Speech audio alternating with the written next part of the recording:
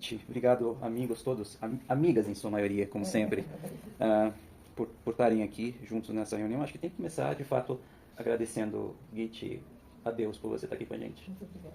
E eu achei tão significativo que fosse na sua casa, porque essa roda de conversas, ela é um desdobramento de uma roda de conversas que você iniciou décadas atrás com seu esposo. É verdade. E que bom que ela retorna ao seu lar com você aqui. Muito bom. Amigos, o tema de hoje é um tema sutil, quase inominável. Sabe quando a gente tenta segurar areia seca e você não segura porque ela escorre entre os dedos? Esse é um desses temas, difícil de segurar porque ele é pouco concreto. A visão Bahá'í sobre inferno, sobre o mal, sobre o diabo, sobre Satanás. E é uma tentativa de falar sobre esse tema tão sutil que nós vamos falar ao longo da conversa de hoje. Tem alguns pontos que eu queria abordar e depois, obviamente, ao final, quero ouvir bastante a visão de todos. Especialmente porque sei que muitos aqui tiveram, nas suas origens, uma formação, se não religiosa, mas cultural, vinda do cristianismo, né? Então achei que era bom a gente falar um pouquinho sobre qual que é a visão judaico-cristã a respeito desse tema, né? Sobre Satanás, inferno e mal. Para a gente poder ouvir um pouco sobre a visão Bahá'í, sobre esses mesmos temas, e fazer uma comparação direta. Entender o que é igual e o que é diferente nas duas formas de olhar para esses conceitos. E depois disso, acho que vale a pena a gente conversar um pouco sobre quais são as consequências da fé Bahá'í ter a visão sobre Satanás, inferno e mal da forma com que a gente vai ver hoje. Que consequências práticas isso tem para a nossa vida. E, ao final, uma reflexão sobre essa pergunta. Por que será que Bahá'u'lláh ensinou o que ele ensinou? Por que exatamente ele ensinou o que ele ensinou? Vejam que é um tema bastante amplo, impossível de ser aglutinado, né, numa conversa como a gente vai ter aqui hoje. Mas talvez, como eu sempre gosto de dizer, a nossa conversa de hoje pode servir como um incentivo a vocês irem diretamente nos escritos de Bahá'u'lláh, de Abdu'l-Bahá, para pesquisar mais sobre isso e para refletir sobre esse tema. Então, começando pela visão judaico-cristã, que provavelmente ela é mais conhecida de todos. Em inúmeras passagens da Bíblia, isso do Novo Testamento, os 4 principais livros da Bíblia e também no livro de Apocalipse, assim como em quase todos os livros do Antigo Testamento. Então, o Antigo Testamento, a Torá judaica, o Novo Testamento, a Bíblia Sagrada Cristã, há menções diretas a essa figura de Satanás. A história que a Bíblia conta, repetidamente, é que Satanás era, na verdade, ou Lúcifer, como muitas vezes é mencionado, um dos anjos de Deus, um dos anjos de grande proeminência, que quis, em algum momento, ser maior do que a posição que Deus definiu a ele. E ao querer ser isso, Deus então expulsa ele do paraíso, envia ele para esse outro lugar, o inferno, e desde então a vida e a missão de Satanás é desviar os homens nesse plano para ele, em vez de deixar o homem fazer o que Deus quer de si. Olha, essa é uma figura tão presente que a história contada na Bíblia sobre a criação do homem tem isso, né, nas primeiras páginas. A ideia de que Adão e Eva viviam no paraíso e, incentivados ou ludibriados pelo Satanás, encarnado na figura de uma serpente, acabam comendo um fruto que Deus havia proibido eles de comer. E por isso caem do paraíso para essa terra e nós vivemos aqui nesse plano por conta desse pecado original. Então ele é um ser exterior, bastante concreto, né, que é possível olhar e não há falta de representações pictórias na história do mundo. Né? Todo mundo já viu a figura do diabo, a figura de Satanás, nas inúmeras formas de arte, né? Expressado de inúmeras maneiras. Então ele tem cara, ele é um ser externo. Ele tenta continuamente a gente a cometer pecados, a nos desviar do caminho de Deus. É ele próprio que, no retiro de Jesus Cristo, 40 dias no deserto, tenta Jesus Cristo para desviar o próprio Jesus Cristo, o próprio Filho de Deus, do caminho da verdade. Ele engana as pessoas, né? É considerado o pai das mentiras. E vive nesse lugar extraterreno, inferno, que é para onde nós vamos, nossas almas vão, caso nós passemos uma vida sendo pecadores. Então há a possibilidade da gente queimar eternamente no fogo do inferno ou viver eternamente na presença de Deus no paraíso. Satanás é, dessa forma, a origem de todo o mal. E o mal é tudo aquilo que nos afasta de Deus. Todo o pecado que nós cometemos, todo ato que nós fazemos contrário ao ensinamento divino. Então vejam que essa imagem é uma imagem poderosa. E ela é uma imagem tão poderosa que faz 2000 anos que ela foi criada nos livros sagrados e ela permanece no imaginário da gente até hoje. Quer cristãos, quer judeus ou não, nós conhecemos essa história, porque ela está entranhada na nossa cultura, especialmente num país como o Brasil, né, cujas origens, né, remontam o avanço do cristianismo no Ocidente. A visão Bahá'í sobre esses três conceitos, Satanás, inferno e mal, não poderia ser mais igual e nem mais diferente ao mesmo tempo. De novo aqui, a sutileza do entendimento de uma concepção de natureza espiritual. Como uma coisa pode ser tão igual e ao mesmo tempo tão diferente. Vocês conhecem uma oração da parte de qualidades espirituais em que Baha'u'lláh termina falando sobre Deus da seguinte forma: ó tu, o mais manifesto dos manifestos, ó tu, o mais oculto dos ocultos. Como é possível Deus ser, ao mesmo tempo, o mais manifesto dos manifestos e o mais oculto dos ocultos? Contraria o nosso desejo, as nossas intenções de colocar etiquetas nas coisas, certo? A gente entende o mundo etiquetando o mundo. Ah, isso é tal coisa. É difícil para a gente enxergar essas sutilezas entre o preto e o branco. É mais fácil quando é preto ou é branco. Todos os cinzas entre preto e branco é mais difícil de discernir. Ora, pois a visão Bahá'í sobre esse tema é exatamente a visão cristã. E não tem nada a ver com a visão cristã. Satanás, na fé Bahá'í, não possui existência literal exterior. Não existe um ser, que é esse ser que mora nesse lugar, que vem nos tentar, que vem produzir mal. Ora, também não existe, então, esse lugar extraterreno para o qual nós temos o risco, ou nós somos ameaçados de ir após a nossa morte. Não existe um lugar onde as nossas almas queimam eternamente, como uma expiação, ou uma tentativa de expiação dos pecados que nós cometemos aqui. E também não existe mal. O Baha'u'lláh diz que o mal não existe. O que existe é o bem.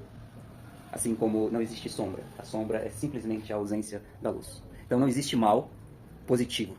Existe simplesmente a ausência do bem de forma negativa, como o mal só pode existir na ausência do bem.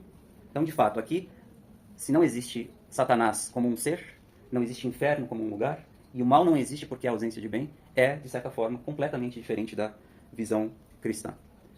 Mas, ao mesmo tempo, é perfeitamente igual à visão cristã. E para isso a gente precisa entender um pouco algo que Baha'u'lláh escreveu um tratado para nos ensinar. O Livro da Certeza, o Kitab-i-Iqan. Uma das principais obras de Baha'u'lláh é o tratado sobre revelação progressiva e a relação da missão dele com a missão de todos os outros manifestantes do passado. É um livro que chama o Livro da Certeza, porque Baha'u'lláh sabia que alguém com o coração desprendido que lesse aquele livro não teria mais dúvida a respeito de quem ele é e do que ele veio fazer aqui. E, obviamente, não é parte do argumento de Baha'u'lláh nesse livro, e, obviamente, não nosso, seguidores de Baha'u'lláh, achar que existe a necessidade de uma competição entre qual versão está correta. Afinal, Satanás é um ser exterior ou não é? Afinal, existe ou não o inferno?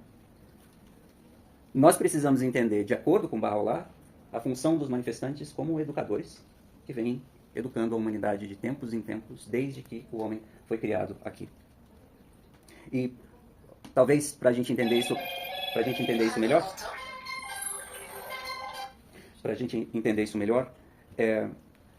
uma boa analogia é pensar em como é que as crianças, como é que nós todos, em algum momento aprendemos matemática. Então, quando nós estamos nos primeiros anos aprendendo a somar, diminuir, subtrair, multiplicar, dividir, existem algumas regras que são nos dadas pelos nossos professores. Uma das regras é que existe a possibilidade de um resultado para conta 5 menos 3. 5 menos 3 é igual a 2. Mas não existe resultado para conta 3 menos 5. Porque o primeiro número, 3, é menor do que o número que vai subtraí-lo. Então, até mais ou menos a quinta série, nós entendemos que quando uma conta tem um número menor subtraído de um maior, o resultado é indeterminado. Então, nunca as crianças vão ver essa conta na prova para serem resolvidas. 5 menos 3, sim. 3 menos 5, não. Mais tarde, nós aprendemos com novos professores que é possível subtrair 3 menos 5. O resultado é menos 2. Um número, como chamado na matemática de irracional. Um número não natural. E isso abre para nós a possibilidade de dizer que o professor que nos ensinou nos anos primários mentiu para nós. Nos contou uma história errada. Fez a gente acreditar que 3 menos 5 não tinha solução. Quando, na verdade, 3 menos 5 tem uma solução. Entretanto, o professor que ensina a uma criança, a um adolescente, que 3 menos 5 é menos 2, só pôde ensinar essa conta, porque essa criança já sabia que 5 menos 3 é igual a 2. Não é possível um professor passar a números irracionais sem ter ensinado números racionais antes. Então, há uma metodologia muito clara no ensino da matemática, assim como em qualquer outra coisa que a gente aprende de forma progressiva ao longo da nossa vida. Os primeiros conhecimentos que são nos ensinados servem como base, como possibilidade de um novo conhecimento, que não só confirma o conhecimento que foi dado antes, mas amplia esse conhecimento, ou faz a gente olhar para isso de uma outra forma.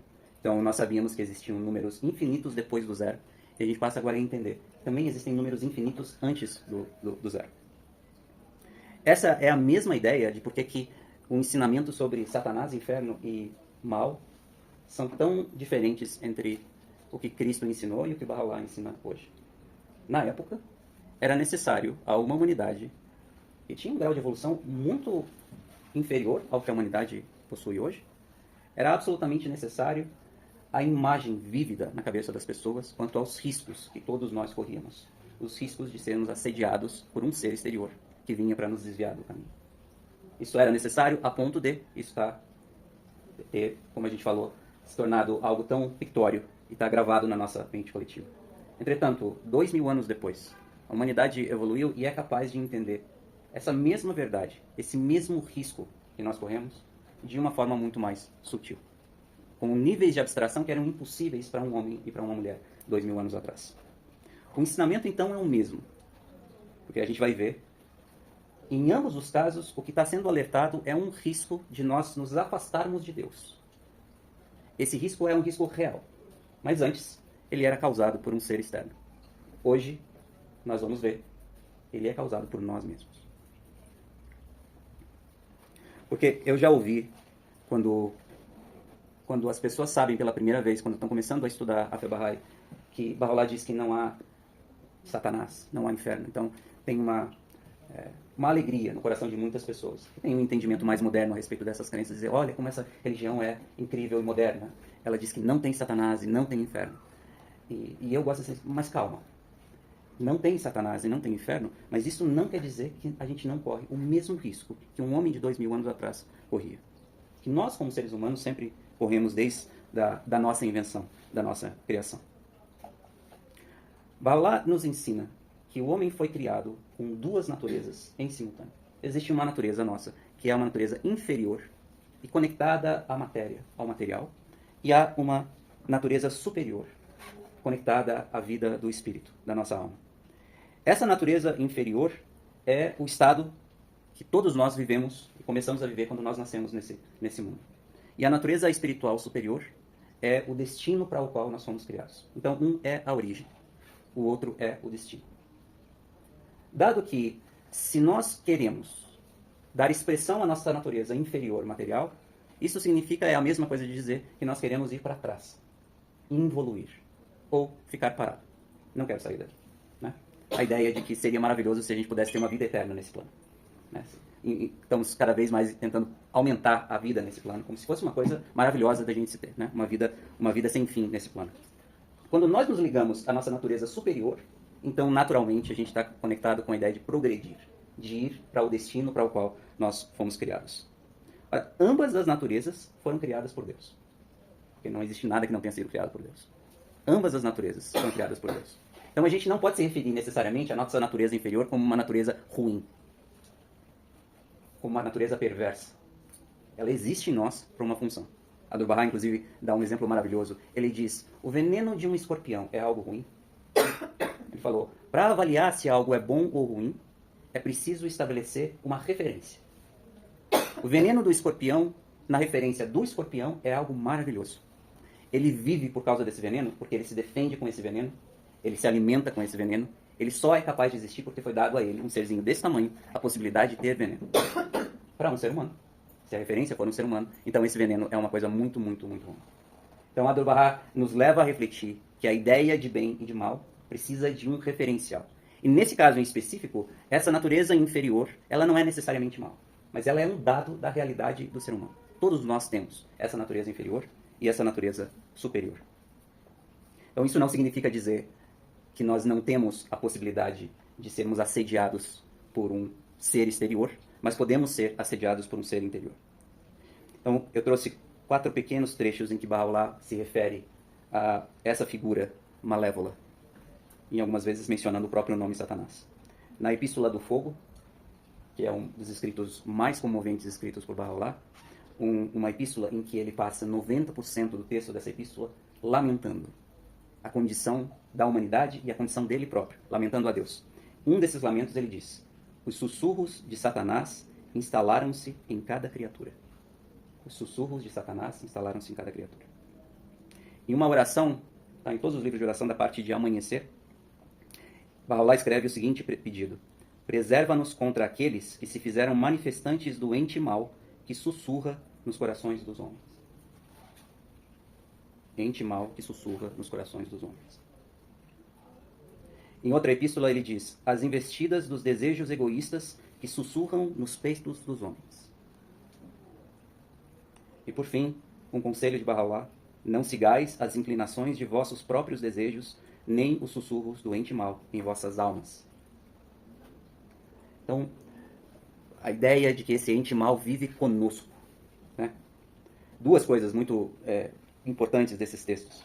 Primeiro, que ele fala que o local de vida desse ente mal não está fora de nós, está dentro de nós. Vive conosco. Está no nosso coração. A gente pode não ouvir os sussurros maquiavélicos com o nosso ouvido, mas o nosso coração ouve a todo momento. E depois, vocês não acham absolutamente intrigante que Baha'u'lláh em nenhum momento fala que Satanás, o ente mal, fala ao nosso coração, ou grita ao nosso coração? Ele usa a palavra sussurro. Algo que não é muitas vezes claro para a gente, mas está sendo sussurrado para nós. Eu fico me perguntando de quem eu teria mais medo. De um ser vermelho, com chifres, pegando fogo, com um tridente que aparece na minha porta, dizendo: eu vim te pegar e te levar, gritando a plenos pulmões, ou de um ser que não tem cara, que vive no meu coração e que não grita, sussurra. Qual é mais perigoso? Dentro. Dentro, não? É mais perto. Não importa onde a gente está, está conosco. E nunca diz que vai nos pegar. Sussurra. Pequenas sugestões, que a gente não está nem consciente delas, mas que nos influencia e nos leva para uma direção que não é a direção para a qual nós fomos criados. Essa visão Bahá'í é muito mais sutil. E, minhas amigas, muito mais perigosa. Muito, muito mais perigosa. É uma visão com a qual a humanidade hoje tem capacidade de lidar. É, em última análise, aquilo que nós precisamos aprender o mais rápido possível nas nossas vidas, porque viver se trata disso. Lidar continuamente com essas 2 naturezas que nós temos dentro de nós. Uma natureza elevada, espiritual, e uma natureza inferior, material. O Satanás analógico, né? O Satanás analógico. E o virtual. E um virtual. Você não sabe de onde que vem. É uma boa ideia, e de fato, né? Pra gente que, por conta, né, obviamente, do nosso lado material, as coisas que são concretas, elas são mais fáceis de serem percebidas, né?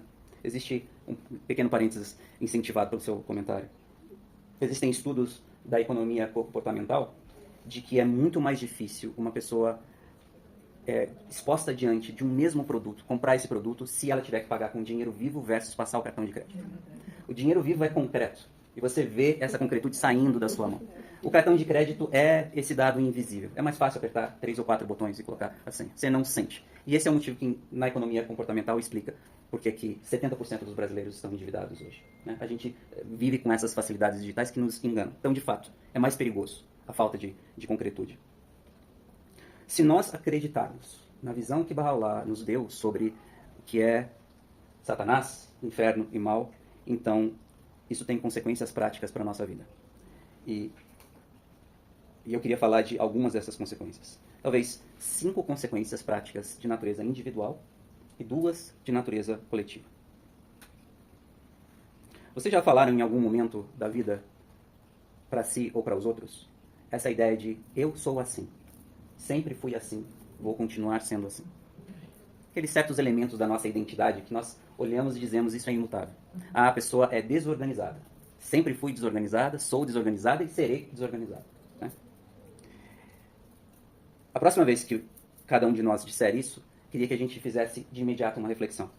Toda vez que nós queremos falar sobre nós de maneira eterna, porque dizer eu sou assim significa que nós somos assim, que sempre fomos e somos assim para sempre. Nós deveríamos lembrar que isso significa não acreditar nisso tudo que Baha'u'lláh está dizendo aqui. Porque se nós acreditamos nessa ideia de que nós estamos indo na direção que é melhor do que a que nós estamos, então nós precisamos acreditar que nós não somos algo. Nós estamos algo. Nesse momento, eu estou desorganizado. Mas no momento seguinte, se por minha força de vontade e confirmação divina, eu der um passo naquela direção, então não mais serei desorganizado. Isso vale para absolutamente tudo na nossa vida. Quando a gente diz eu sou assim, você está dizendo eu estou parado no tempo. E eu não acredito essa ideia de ir numa direção que é melhor do que a que eu estou. Eu não acredito que Deus tem poder de me transformar. Ou seja, de certa forma é uma enorme arrogância da nossa parte, cada vez que a gente se define como algo imutável. E é por justamente a possibilidade de mudança contínua é que tem 5 consequências dessa verdade para a nossa vida. 5 dos maiores ensinamentos dados por Baha'u'lláh à vida do indivíduo. O primeiro deles é a necessidade de orar todos os dias. Todos os dias. Quando a gente ora, como a gente ouviu numa das orações, a gente ora para repetir que nós não conseguimos alcançar Deus, nós não conseguimos entender Deus, e ainda assim somos gratos por poder falar com Ele, por nos dirigir a Ele. A oração permite que a gente reafirme para nós, e reafirme a Deus, que nós sabemos que nós estamos em processo de evolução, e que nós não conseguimos fazer isso sozinhos, que nós precisamos da ajuda e da assistência divina. Baha'u'lláh diz que nós temos que orar todos os dias. E não tem muitas coisas que ele fala que nós temos que fazer todos os dias. Oração é uma delas. E não é à toa. Ora, se nós temos em nós alguém sussurrando as concepções materiais da vida, nós precisamos de contato contínuo com algo que lembra da nossa natureza superior. Daí porque faz muito sentido Baha'u'lláh ter dito, não, faça chuva ou faça sol, tem que orar todos os dias. Outra coisa que ele fala que nós devemos fazer todos os dias é ler os escritos sagrados. Ninguém é mágico e tirou da cabeça qual é o caminho da luz, qual é o caminho da iluminação. Nós só sabemos que existe um caminho da iluminação porque Deus mandou seus manifestantes ao longo das eras para nos ensinar isso. Se nós queremos aprender a como lidar e silenciar essa voz que sussurra no nosso peito para ir nessa direção, esse aprendizado está em apenas um lugar. Talvez não necessariamente apenas em um lugar, mas a fonte de onde esse ensinamento vem é uma só. Os manifestantes divinos, e nós Baha'is acreditamos que Baha'u'lláh e os escritos dele são essa fonte dos ensinamentos que nós deveríamos ter contato para aprender a lidar com essa voz que está sussurrando no nosso peito. Baha'u'lláh diz, ler de manhã e à noite, todos os dias, os escritos. Oramos, lemos os escritos. A terceira ação diária é meditar sobre isso. Não se trata de sentar, fazer uma oração rápida para dizer que eu cumpri com isso. Ler 3 linhas do texto sagrado e sair para o trabalho. Não. Meditar, refletir sobre aquilo. Pensar sobre qual é o impacto que aquilo tem na minha própria vida. E tentar agir ao longo do dia de acordo com aquilo. Todos os dias. Baha'u'lláh diz que as pessoas deveriam recitar todos os dias 95 vezes Allahu Akbar. Um lugar de mantra dentro da fé. A ideia de repetir Deus é o mais glorioso 95 vezes. De novo, todos os dias. E por fim, a ideia de que todos nós deveríamos nos examinar todos os dias. Examina-te a ti mesmo, cada dia. Essas são 5 coisas que Baha'u'lláh nos diz para fazer todos os dias, que são instruções muito práticas de como nós podemos lidar com algo que existe dentro de nós. No entanto, muitas vezes nós deixamos isso aqui de lado, no nosso dia a dia corrido. Nós temos sempre 1000 desculpas para hoje não vou fazer isso, hoje não vou fazer aquilo. Bom, mas a voz que sussurra no nosso peito não tem férias. E ela está conosco a todo momento. Não existe outra forma e não existe um atalho para a gente lidar com isso. Então, nós podemos encarar essas 5 atividades diárias como eu estou fazendo uma obrigação, ou nós podemos encarar da forma com que elas realmente deveriam ser encaradas.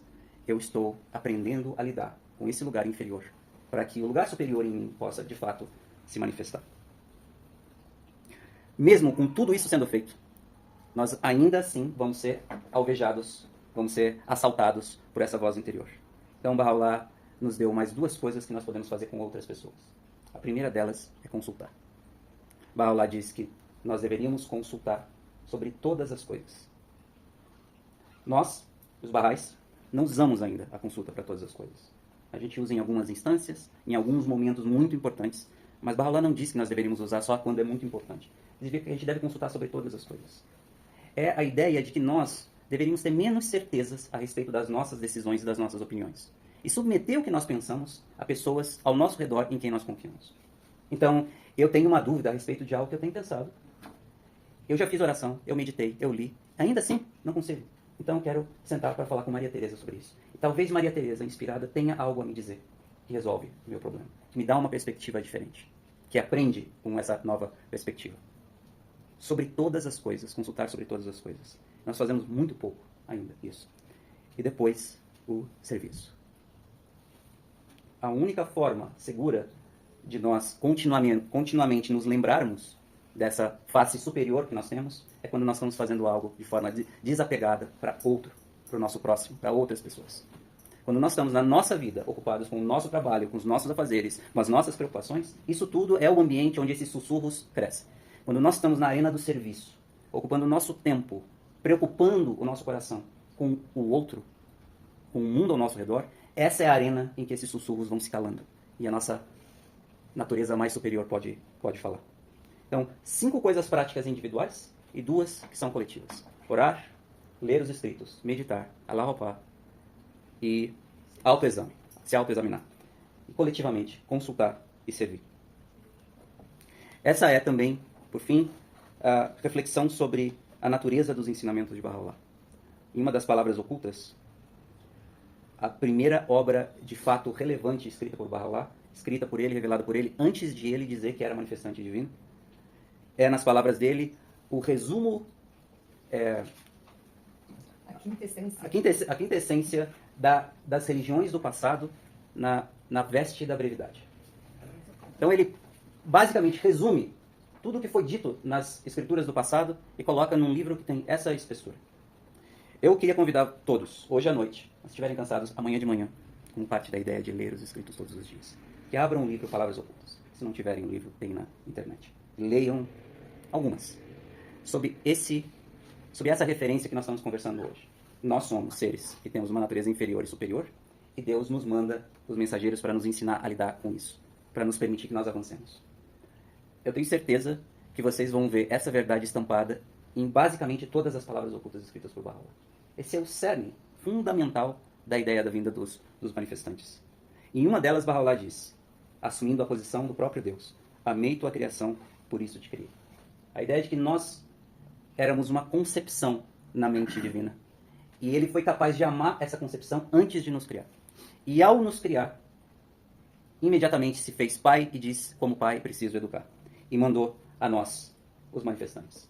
A ideia de que esse pai ama tanto que não deseja um amor de cabresto, um amor de obrigação. Porque podia, como Deus, dizer, você vai me amar. Não. Em muitas palavras ocultas a gente vê essa ideia de que o amor divino nos atinge quando nós expressamos amor a Deus. Então é um amor livre. Deus nos dá liberdade de amá-lo em retorno ou de escolher outro caminho. A ideia de livre-arbítrio está baseada completamente nisso. E a ideia de que, em última análise, nós estamos todos evoluindo, nós todos vamos a essa direção, faz com que a vinda dos manifestantes, a vinda de Baha'u'lláh, tenha esse significado, a expressão do amor divino na figura do manifestante. Ele só existe por causa desse amor. Cada palavra que ele escreve é fruto desse amor de Deus por nós. Se nós vamos dar atenção ao que ele escreveu ou não, isso não faz a menor diferença para um Deus que é independente de nós. Se nós seguimos ou não seguimos, isso não torna Deus melhor ou pior. Ele só faz isso, só diz, ore, leia os escritos, medite sobre isso, porque isso é bom para nós, porque isso é a expressão de um amor divino. Apesar de parecer, talvez contraditório, o tema do que a fé Bahá'í entende como Satanás, inferno e mal é, de certa forma, o tema do amor que Deus tem por nós, do amor que ele conheceu por nós antes de nos criar e do amor que ele continua manifestando cada vez que um dos seus mensageiros vem à Terra. Obrigado, amigos.